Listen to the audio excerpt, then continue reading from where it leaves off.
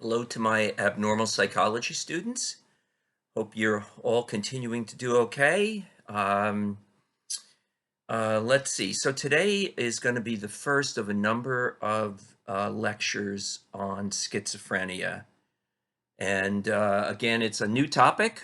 We are done with mood disorders, although we'll be talking a little bit today about the difference between schizophrenia versus the mood disorders. Let's see now. So it is Thursday evening, 7:20 my time. This will probably run maybe 30 minutes, give or take, and then I'm going to upload it onto YouTube. Again, rlinden at sussex.edu if you need to reach out to me and for any reason at all. Okay, so let me just start by mentioning, out of all of the different DSM-5 disorders, there has probably been more research done on schizophrenia than any of the other psychological disorders. When I think back to taking abnormal psych when I was an undergraduate, it was actually this disorder that was one of the reasons I decided to become a psych major. It just fascinated me. The symptoms of it, the causes of it, really just grabbed my interest deeply. My first job post graduate school and internship was at Greystone Park Psychiatric Hospital. I believe I probably mentioned this to some of you before. And this was not the new Greystone that's been there about 10 years. This was the old Greystone. It was built in 1875. By the time I worked there, it was already a little bit over 100 years old. And largely, most of the patients in Greystone were people suffering from schizophrenia. And it was a powerful experience for me when I think back on it. And what I want to do tonight is really kind of just kind of lay the groundwork for future discussions and lectures about schizophrenia. I want to kind of give you the broad picture tonight, and then in subsequent videos, give you more of the details. So let me start by just making sure we all understand what schizophrenia is not. Schizophrenia is not the same as DID. So there's a does not equal sign between the two. It is not truly split personality.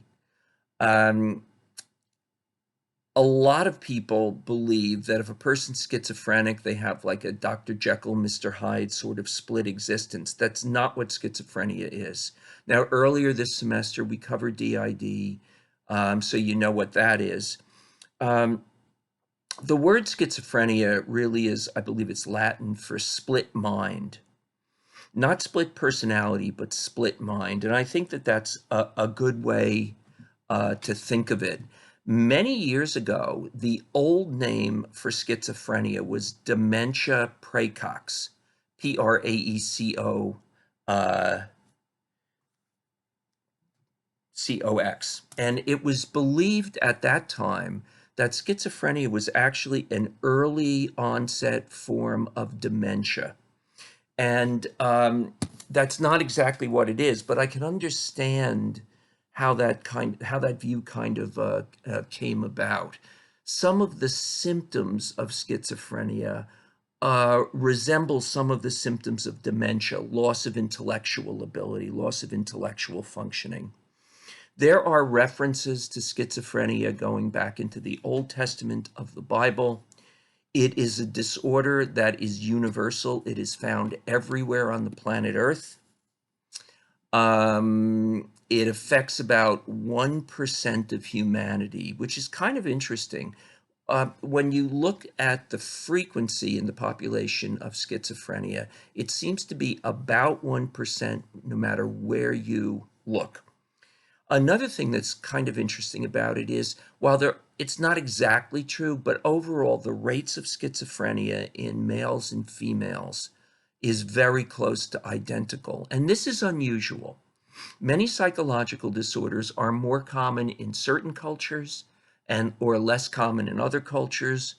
Many psychological disorders, some of them are more common in men, while others are more common in women. It's really striking to find a psychological disorder that affects about the same percentage of the population and has similar male to female frequency of development. Now, if you think about etiology and go back to the biopsychosocial model of etiology, that suggests what? It suggests that culture is not the primary driver or driving force of schizophrenia. And if we can leave culture out of the mix, and what we're focused more on is the idea that the roots of schizophrenia are in biology, and they are. They have to do with genetics. They have to do with neuroanatomy, which is a fancy way of saying that the brain is built different and looks different on a CT scan, the brains of schizophrenics versus other folks. Now, that doesn't mean that psychology, society, and culture have nothing to do with it. They're a piece of the story. But the primary driver of schizophrenia is it's kind of similar to what we talked about last week.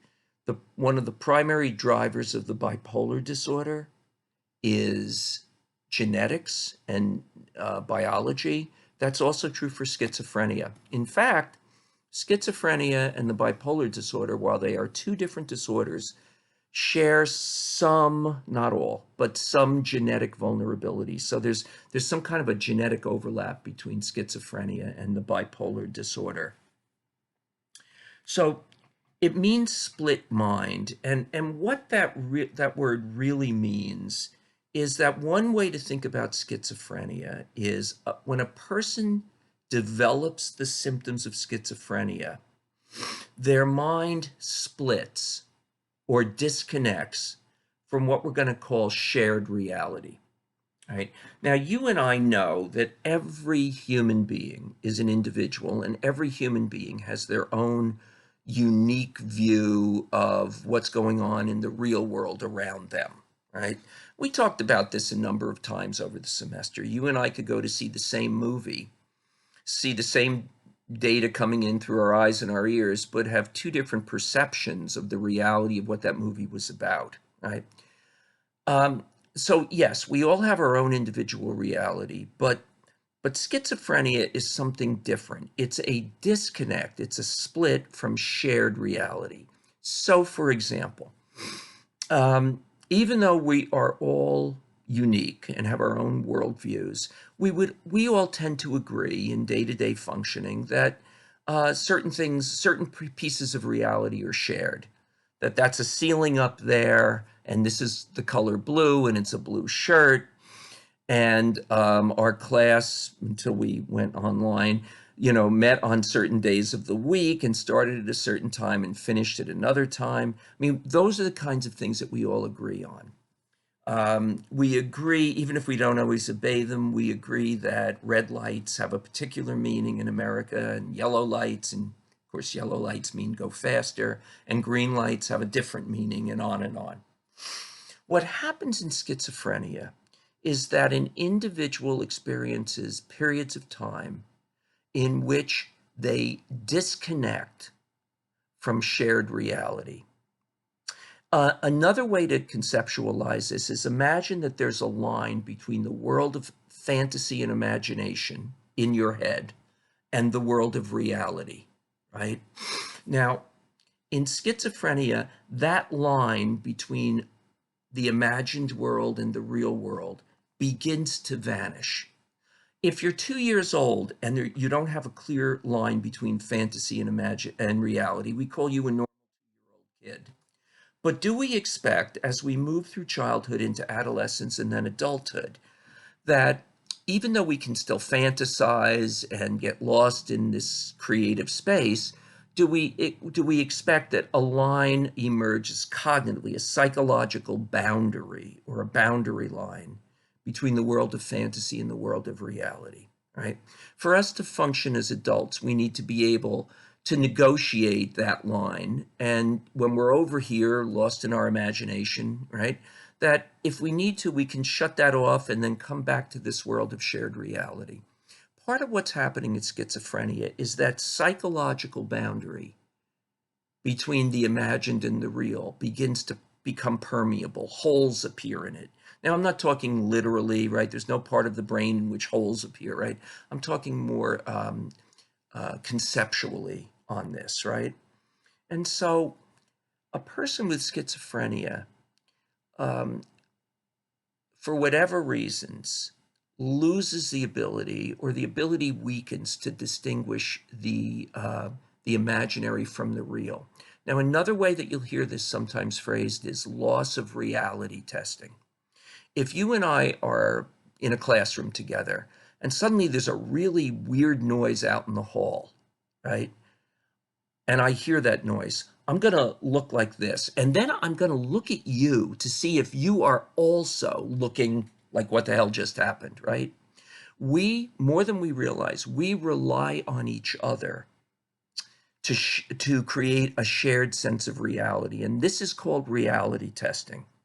Have you ever had a moment in your life when you thought, you were just getting into a weird space in your head, and you called up a friend or spoke to a friend or somebody, in your life and say, look, I don't know how much of what's going on is in me and how much is really happening out there in the world. You were looking for that other person in your life to help you do some reality testing, right? And we do that for other people. People sometimes turn to us and say, how much of what's going on am I imagining? How much is really happening? Right? So what happens in schizophrenia, as this boundary between imagination and reality gets muddled, is a person reality testing gets weaker. They lose the ability to test reality. Now, if that process becomes severe enough, that can lead to some of the core symptoms that we will discuss that we see in schizophrenia. So let me introduce a term that you've all heard of. Schizophrenia, by definition, is a psychological disorder that is severe. It's a serious mental illness.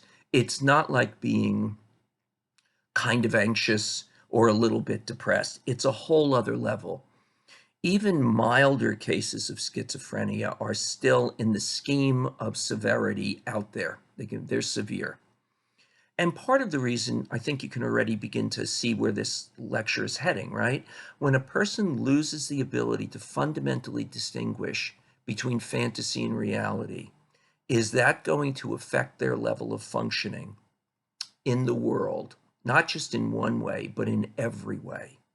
Do you remember a while back, kind of early in March before we went online, we talked about how in all psych disorders, a person decompensates, their level of functioning drops down to a lower level? In schizophrenia, decompensation is significant.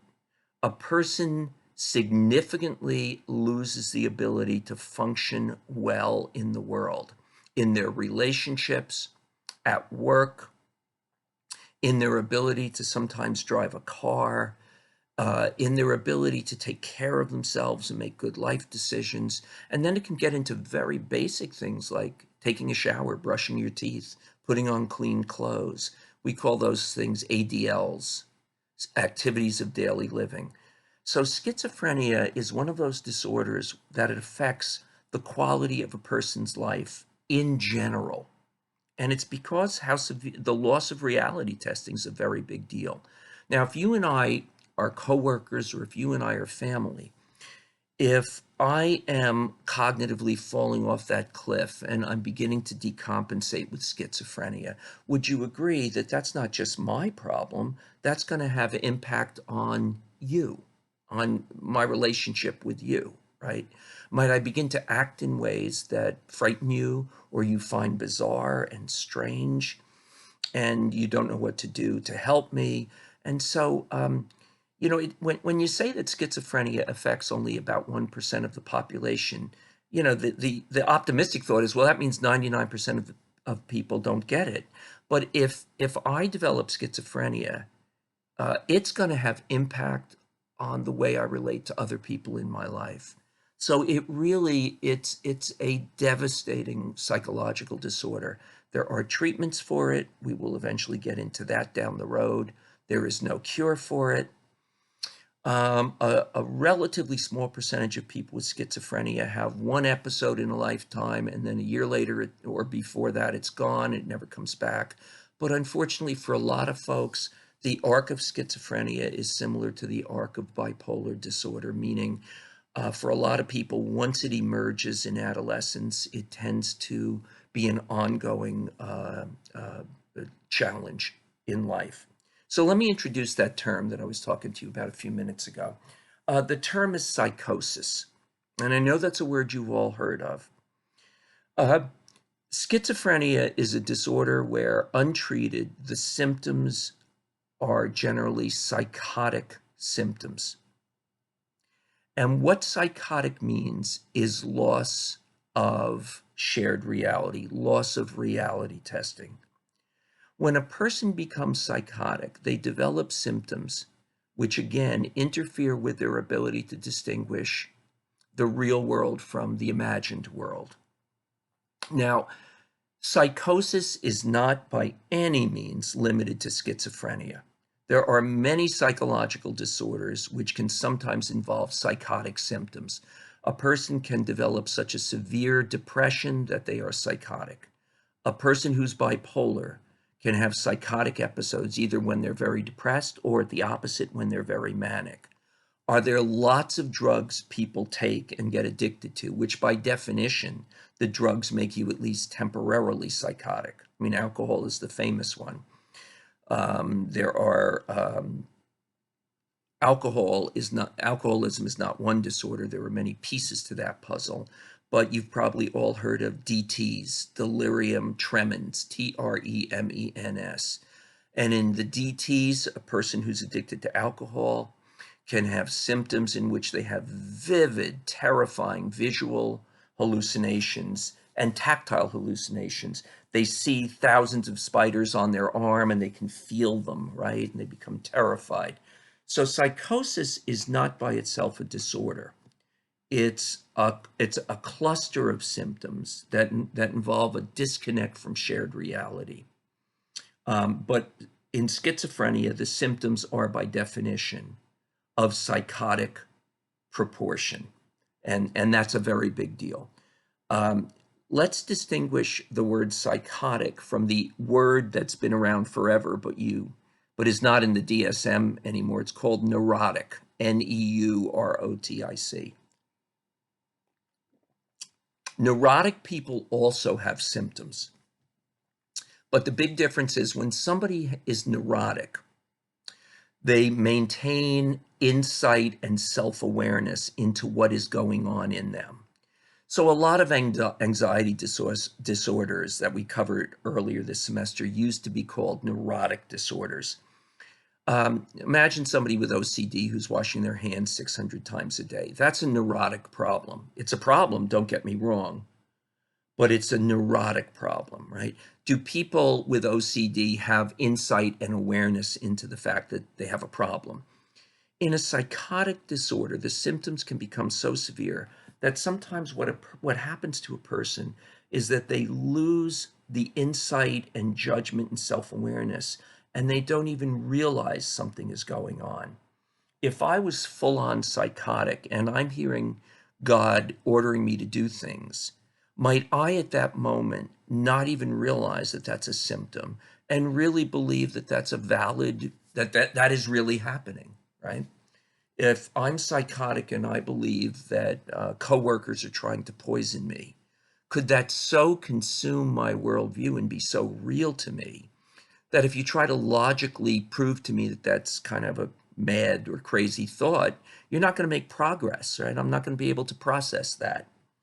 So psychotic symptoms are further out there on the continuum, and they are more severe and have a greater capacity to lead to decompensation, to loss of level of functioning. Okay, so what is it to be schizophrenic? One of the useful ways to think of schizophrenia is that schizophrenia is a thought disorder. It is a cognitive disorder. It is not a mood disorder. Now there's overlap, right? Right, so always there's kind of an interplay between the two.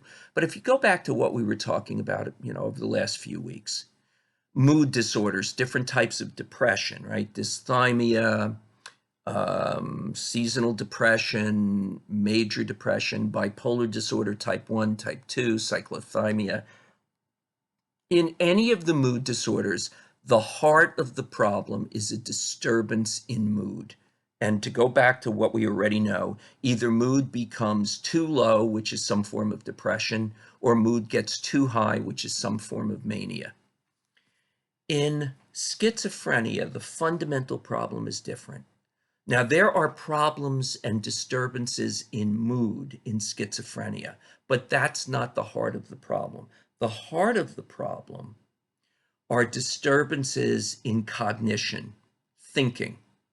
In other words, the core problem in schizophrenia is that a person's thinking becomes illogical, irrational, chaotic, and sometimes, frankly, bizarre. Now, as thinking becomes illogical and irrational, that's going to lead to all kinds of other symptoms, right? Is it going to affect my mood? Am I going to become anxious or angry, perhaps, right? Is it going to affect my ability to take care of myself physically, right? If God's talking to me and ordering me to do things, I'm not focused on brushing my teeth, right, and taking a shower. It's going to affect my interpersonal relationships. Might I become so delusionally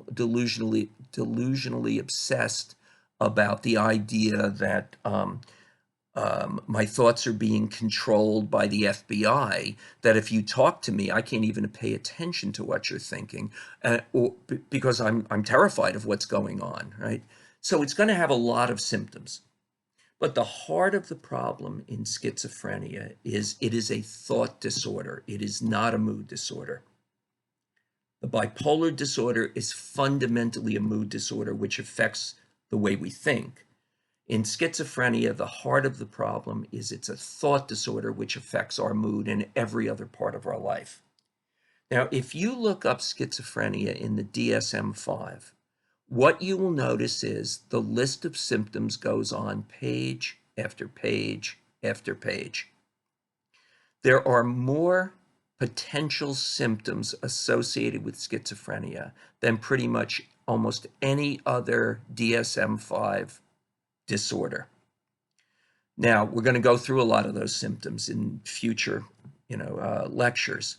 But to start with something fairly obvious, the greater the number of symptoms there are, the greater the potential there is for any disorder to impact on a person's ability to function well in the world. We will cover many of those symptoms, but always remember that general premise, right? The greater the number of symptoms, the greater the impact on an individual. So to just kind of look ahead just a little bit, could you see why to treat somebody with schizophrenia, it may never be enough to only treat that one individual? Why we have to work with the significant others in that person's life, friends and family, right? This disorder has great impact, and it actually puts enormous stress on other people in a schizophrenic person's life. So a lot of times, it's kind of like the AA motto, right? Al-Anon, providing, NA, providing support and guidance and education for family members of somebody. And the same is true with schizophrenia. That's a real important part of treatment. And that's a couple of weeks down the road as we approach the end of this semester. Okay. So what we've got fundamentally is a thought disorder. Thinking becomes illogical, irrational, chaotic, and frankly, sometimes thinking becomes bizarre.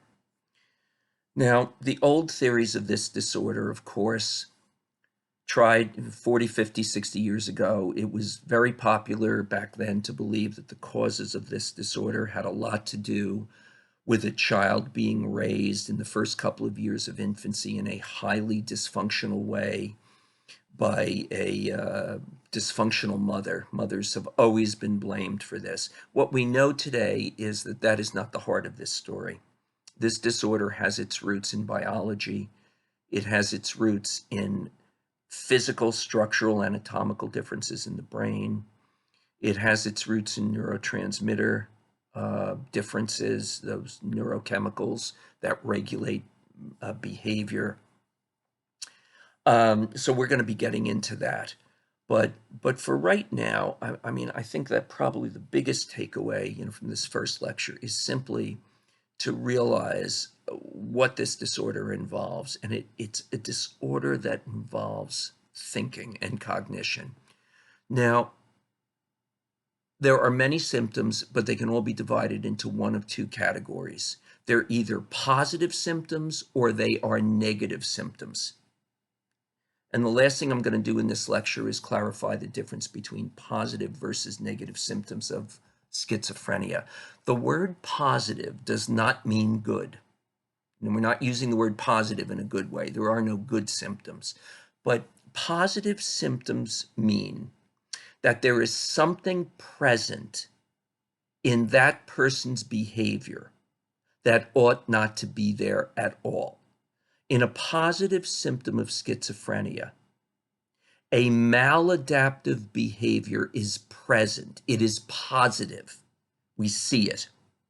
So let me give you an example. Hallucinations are a positive symptom almost always seen in schizophrenia.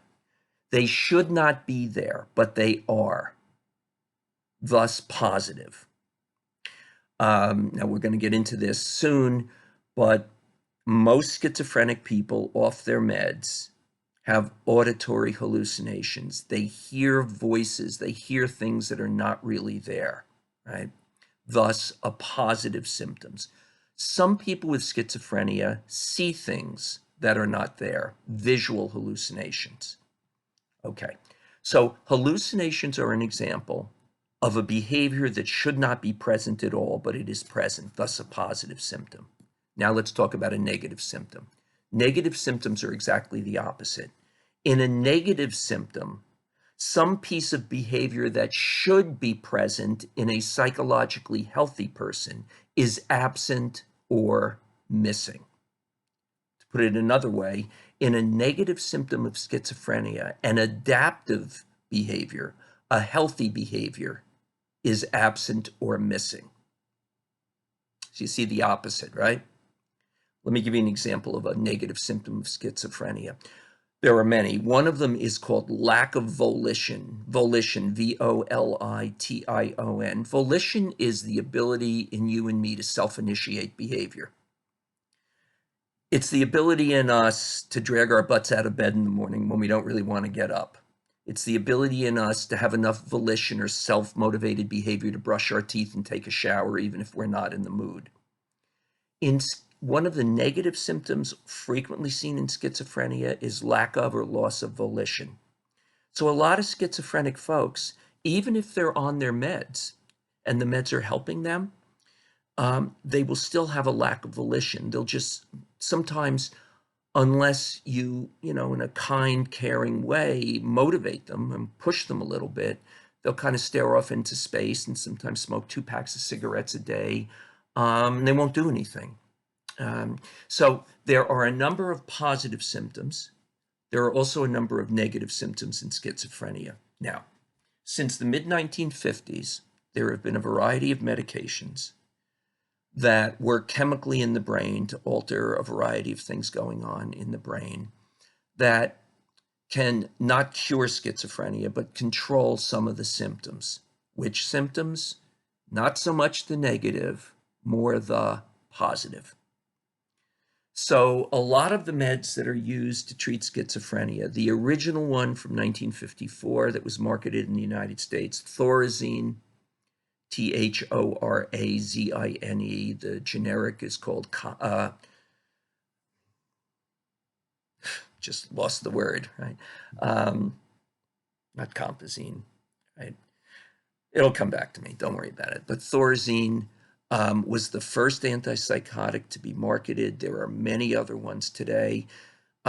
Even the newer ones work better on the positive symptoms than the negative symptoms. So a lot of folks, chlorpromazine, that's it, chlorpromazine. A lot of folks with schizophrenia on antipsychotic medications will often see a marked reduction in some of the positive symptoms. The delusional thinking will kind of fade away. The hallucinations may go away completely, or at least, if not completely, significantly. But a lot of the meds don't do much for the negative symptoms. They don't bring back that volition, that drive. We'll get more into that as we proceed with this.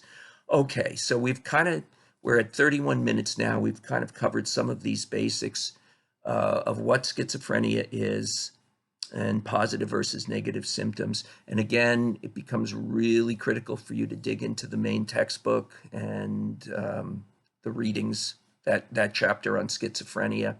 All right, so I am going to upload this in a few minutes. Sometimes the upload is done in 20 minutes and sometimes it takes 3 hours, probably just the amount of traffic. But I sent you an email. I'm getting this out to you guys. And again, you know how to reach me. Anything I can do to be of help, let me know. More to come. Take care, everyone. Bye-bye.